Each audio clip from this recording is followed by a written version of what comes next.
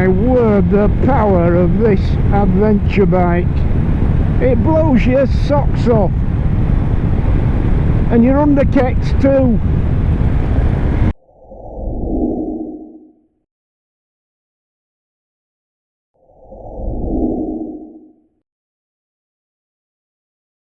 Hey up and welcome back to Apple Yards in Keighley, and today I'll be taking out the Husqvarna Norden 901, which has been labelled by many as a retro styled midweight adventure bike. But before we go out, if you're in this neck of the woods, get yourself over here to Apple Yards in Keighley, a long established local company, certainly been around for as long as I've been around motorcycling, and you can be sure of a warm welcome and very helpful and knowledgeable staff here, and a pot of steam if you want from the coffee machine. Okay, so let's get out on the Husqvarna Norden 901. Right then, here we go. And a nice colourful LCD display, and we're in neutral, so... And I know I always say this at this point, that the sound of that engine is very familiar to me. It's normally when I'm taking out the Royal Enfields, but not that long ago I had a KTM 890 Adventure for quite a few months, and it's the same engine, obviously this parallel twin, and that familiar sound I would describe by using, and this is the word of the day, an onomatopoeia. And if you don't know what an onomatopoeia is, it's a word that sounds like what it's describing, like splish and splosh and splash. But for this engine, and I don't mean this in a pejorative way, but the onomatopoeia is clattery. KTM engines have a clattery sound to them, which is not a criticism, it's just an observation. Okay, let's crack on. And the first thing is, this is a tall bike, but we'll talk through the specs on the walk around.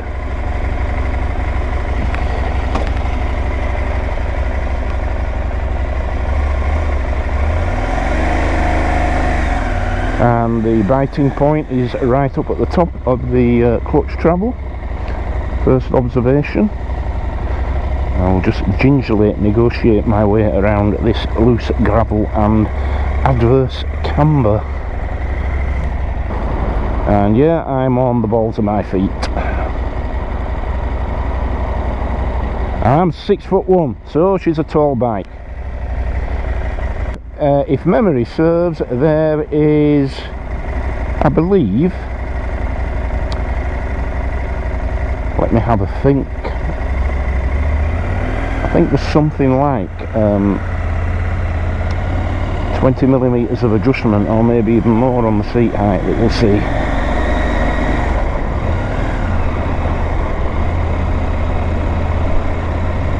Yeah, but certainly a much higher perch than the KTM 890 Adventure.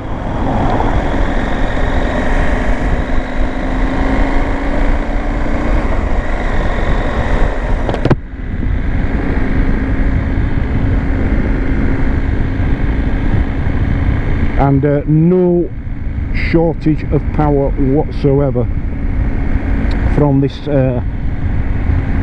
liquid cooled parallel twin, chucking out over 100 brake horsepower and over 100 newton meters of torque. And as I wind back the throttle now in third gear up a very steep hill, that power is more than evident. Now, of course, as I mentioned during the introduction, this bike has been described as a retro influenced adventure bike, and the only other one I can think of which has been described in that way either by people in general or by the marketing, is the Moto Guzzi V85 TT. But when I when I look at that bike, I'm always reminded of Gonzo out of the Muppets.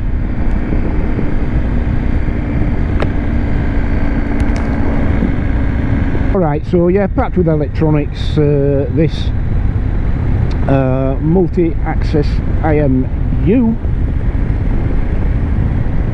obviously various electronic throttle response setting, road, rain and whatever the quick one's called on this. We're currently on road.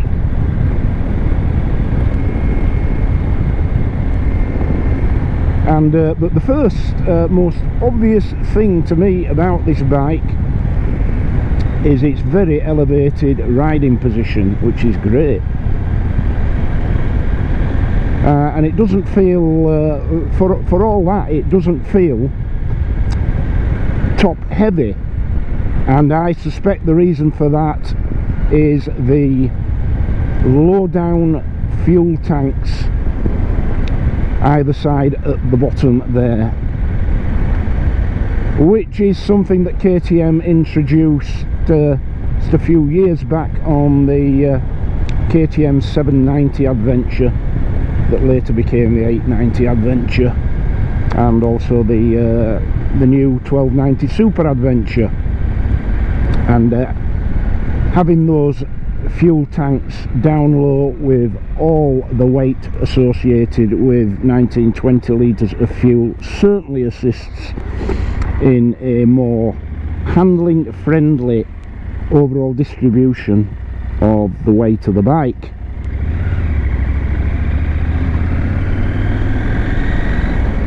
So very high, commanding, dominant riding position,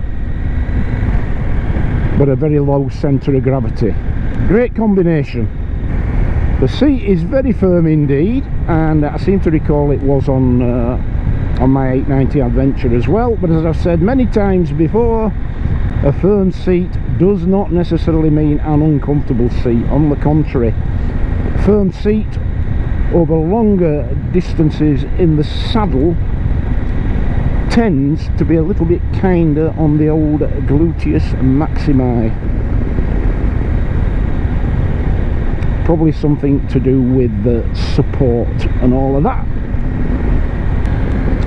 Of course, this is the standard Husqvarna Norden 901. There has recently been released, you may have seen it, a stunning looking variant called the Expedition, with a trick new colourway and things like upgraded suspension and one or two other things which make it more suitable for long distance endurance motorcycling.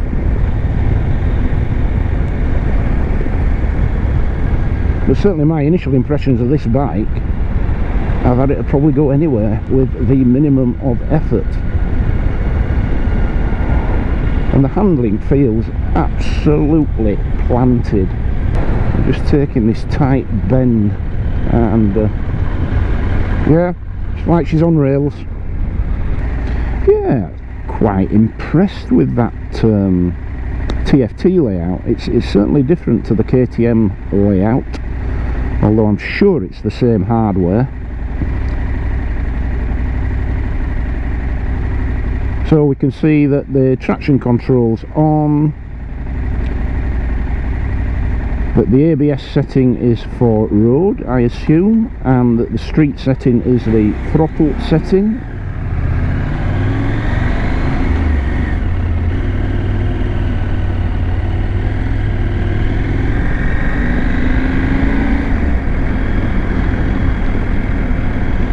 And we have the rev counter around the outside there with a digital display of the speed bottom centre,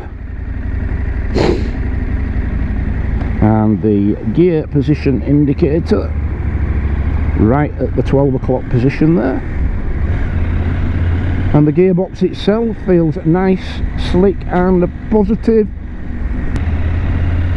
And the clutch, which is a slipper clutch on this, but the clutch lever action, nice and light. So we've got cruise control on here, and I don't know if that's enabled on this bike, but I do know, as with all KTMs and therefore all Husqvarnas using the KTM platform, that a lot of the electronic aids or enhancements that you might want are a key strike away from a laptop, but you're going to have to pay for them. So I don't know if the cruise control is enabled on this, but obviously the bike does come with cruise control as an option. Certainly on my KTM 890 Adventure I had to pay for it as an extra. It was all there, all the gubbins is always in the bike. And that's always a bone of contention. The fact that these bikes, whichever specification you buy, they've all got exactly the same innards. But I'm not going to go through all the functionality of the KTM's electronic suite via the TFT, because that would warrant an entire video in its own right, and to be frank, it's not very interesting. I'm a Yorkshireman and we review bikes up here by riding them and telling you what we think. And when folk annoy us up here in Yorkshire, we eat them for dinner. And we dip them in gravy first. Hey! I'm only joking.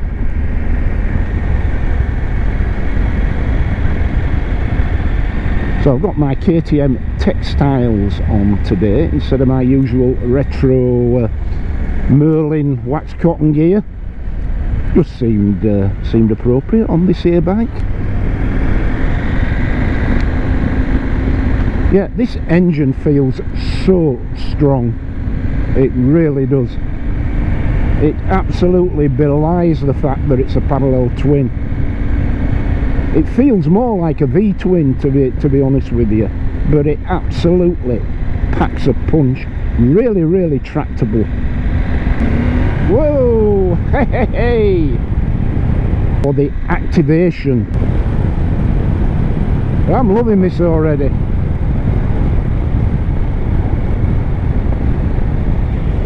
You may have seen, and if you haven't, go back and have a look, 2 or 3 videos where I test ride something similar, the Leoncino from Benelli, the Leoncino 800 Trail. And that's a 750cc parallel twin, and this is what, 889cc parallel twin. So perhaps not quite comparing like with like, but not a million miles off. But I can tell you, this bike would smoke the Benelli. Excellent view from the mirrors. No issues there whatsoever, no undue vibrations, and just getting my elbows in about what, 10% maximum of the mirror, so plenty of clear rearward view there. And I have to say, there's not an awful lot of wind turbulence that I can detect. There is some, but it's very, very clean air. So by whatever aerodynamic magic is at hand, that little screen there certainly doing its job. It's not adjustable, but for me at 6'1", at this point, it doesn't need to be.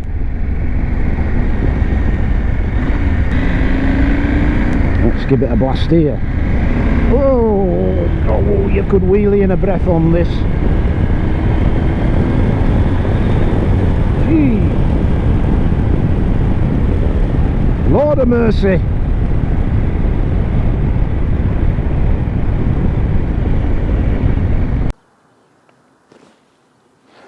Okay then, so here she is, the Husqvarna Norden 901 midweight adventure bike with, I think you'd agree, a touch of the retro about the design, certainly in terms of that round headlight there and the round spotlights either side, but I think that's probably as far as it goes. And of course, in the heady days of the 60s and 70s, there weren't really any adventure bikes per se. I think the closest you get would be some sort of motocross affair. Anyway, let's have a look at the bike in that striking grey, fluorescent yellow and white colour scheme. And if we talk first about the engine, and that is an 889cc liquid cooled parallel twin, and the engine puts out 105 brake horsepower at 8,000 rpm and 100 newton meters of torque at 6,500 rpm, and a very eager, strong, powerful, tractable engine indeed. Chain drive there. And certainly on this bike, no centre stand, so might be an issue for you in terms of chain maintenance. Might need an ABBA stand or something similar. Not sure if there's an aftermarket centre stand for this bike. We talk about the brakes.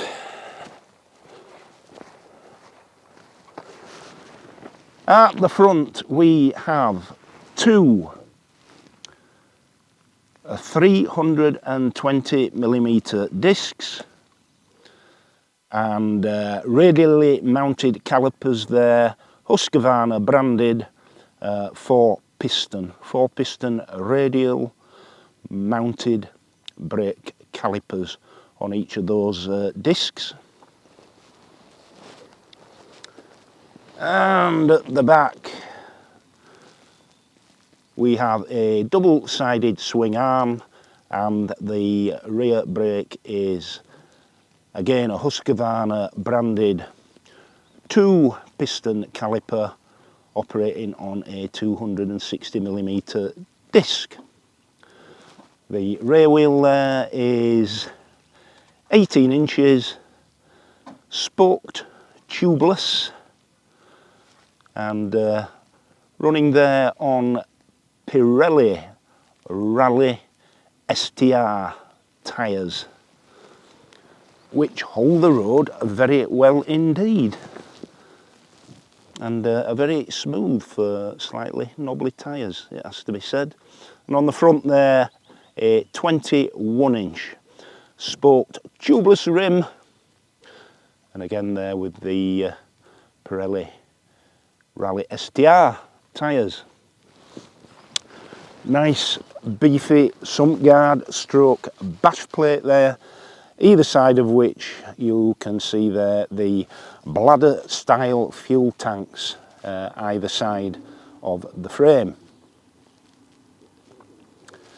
The suspension at the front is WP Apex suspension, 43mm forks, and at the rear we have a single monoshock suspension, again WP Apex, front suspension being fully adjustable for preload, damping and rebound, and the rear suspension being adjustable for preload there.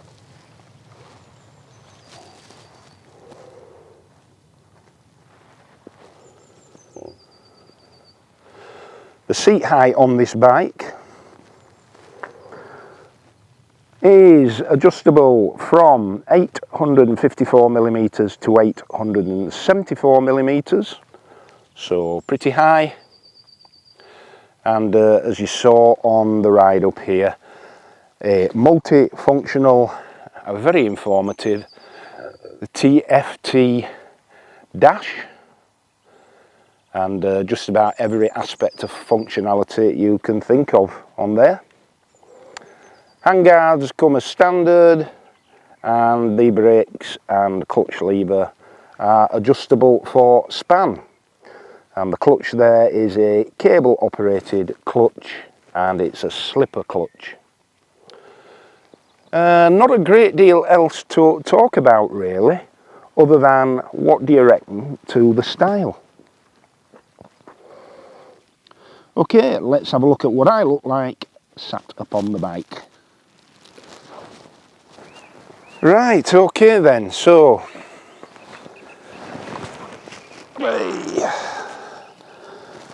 I am 6'1", with a sort of 32 going on 33-inch inseam, and this seat, as I said, is adjustable between 854 and 874 millimeters, so we've got a good 20 millimeters of adjustment on the seat. It's fairly wide, this seat, betwixt the thighs, and that may account for the fact that even at 6'1" tall, I'm sort of on the balls of my feet.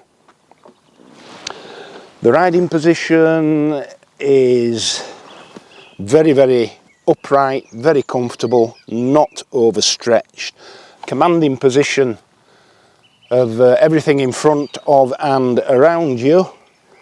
And legs, slightly sporty positioning of the legs, as you can see there, probably about what 45 degrees or so going on there. And but yeah, really comfortable, good size pillion seat there, and quite a firm seat. But as I've said, a firm seat doesn't necessarily mean an uncomfortable seat. But yeah, it's as good a riding position this as any bike I've ever experienced. These bikes do divide opinion, but I can really see what the aesthetic appeal is of this motorcycle. I mean, as I alluded to earlier, really, notions of retro styling are a little bit contrived when it comes to adventure bikes, because they're a recent innovation in relative terms. If we associate sort of modern classics and retro styling with the heady days of the 50s, 60s and 70s, then this bike's nowhere near that comparison. That said, it does set itself apart from other bikes in its class, and I think it's all the better for that, personally. So I could certainly get on with the looks of this bike. And in practical terms, I think if this bike had some crash bars and a full set of luggage on the back, I would be absolutely delighted to own and run a Norden 901. And that said, I'd probably go for the Expedition, because I like the look of it. Except the Expedition comes with those soft bags at the back, and I'm a hard luggage fanboy for whatever reason. But yeah, cracking bike, and the power of this bike is intoxicating. It completely belies the fact that it's an adventure bike. Super. And the low centre of gravity of this bike, provided for by those low down fuel tanks, is certainly makes for easily manageable low speed manoeuvring, notwithstanding the height of the bike.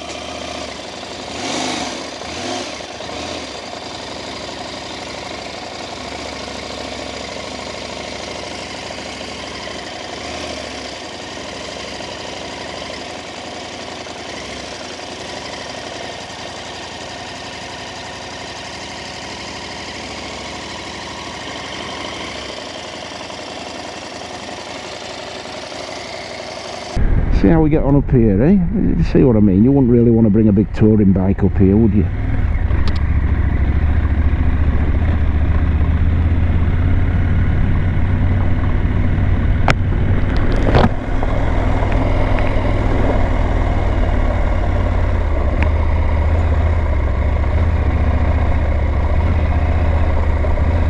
But I mean, a bike like this really should be absolutely at home on roads like this.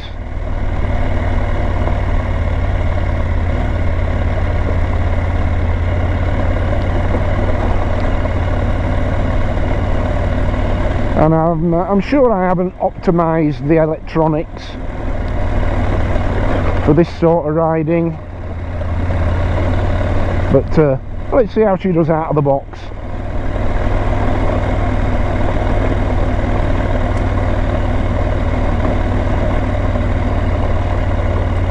Proper gnarly, this bit of road here. Look at that, bit of a dust devil going on.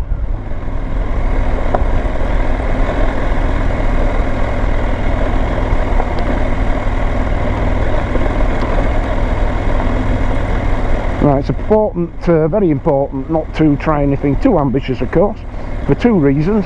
One, a complete lack of talent on my part, and number two, it's not my bike.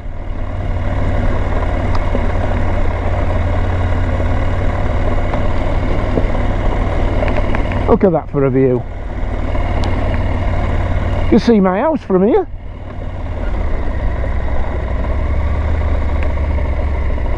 Can't see my house from here.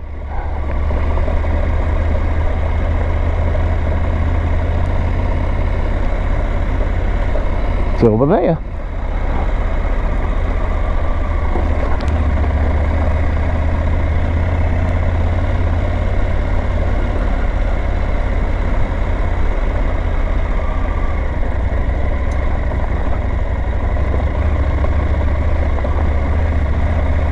What a gentleman.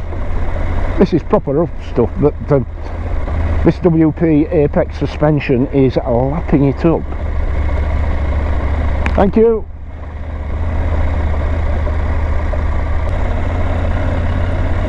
Of course, it's always about having the right suspension and the right tyres on roads like this.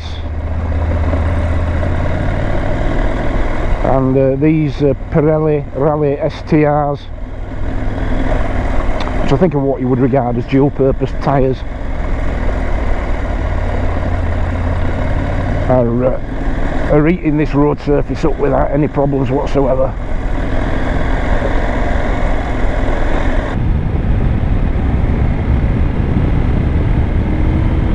Woohoo! Mental!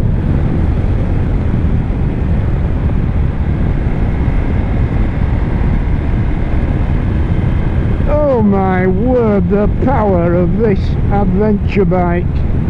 It blows your socks off. And your underkicks too.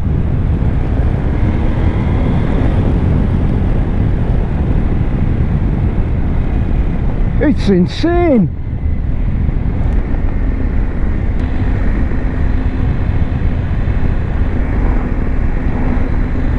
So then, what conclusions can we draw from the Husqvarna Norden 901? Well, my words, there's a tired old cliche about a wolf in sheep's clothing, but if ever a bike were to be perfectly matched to that cliche, it'd be this one. And the thing for me with these midweight adventure bikes is they're not in the ridiculously ostentatious territory of the £20,000 plus leviathans of the adventure bike world, the 1200cc plus giants, the BMW GSs, the KTM Super Adventures, the Ducati Multistradas, the Triumph Tiger 1200s, etc. And they really occupy the sweet spot, because I cannot imagine any circumstances in which you couldn't get to where you were wanting to go on this bike. I can't see much in the way of terrain, weather or circumstance getting in the way of this thing.